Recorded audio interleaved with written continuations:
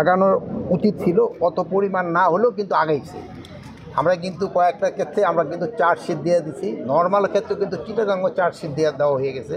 তো আমি বলবো যে অনেকখানি আগেছে, বাট এখানে একটা বড় সমস্যা ছিল যে এখানে অন্যান্য ক্ষেত্রে যে আসামির সংখ্যা, এখানে আপনারা জানেন অনেকেই যারা নির্দোষ তাদেরও আসামি করে হয়েছে। যেখানে হয়তো একটা ঘটনা ঘটছে, এখানে হয়তো 20 জন আসামি হওয়ার কথা ছিল, ওখানে 200 আসামি দেওয়া হয়। এই জন্য কিন্তু এটা ইনভেস্টিগেশন করতে একটু দেরি হয়ে যাচ্ছে। তো আমাদের খুব তাড়াতাড়ি যেটা শেষ হয়, এই জন্য আমরা ব্যবস্থা নিই।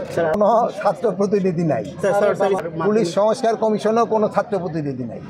দাবি দেওয়া মনে হয় অযৌক্তিক এবং আমার মনে হয় মিথ্যা। তারা সুবিচার পাবে, বাট ইনভেস্টিগেশন করতে একটু সময় লাগছে। মাস থেকে কত দিনের মাস করা হয়েছে আপনারা তো জানেন, 36 দিনে কিন্তু এই মাস, এই 36 দিনের জন্যই কিন্তু সরকারের তরফ থেকে একটা প্রোগ্রাম দিয়ে দেওয়া হয়েছে। এই প্রোগ্রামটা আপনারা সবাই জানেন, এবং এই প্রোগ্রামেরই একটা অংশ হিসেবে আমরা আজকে এখানে আসছি, এবং অন্যান্য প্রোগ্রামগুলি ধারাবাহিকভাবে চলতে থাকবে।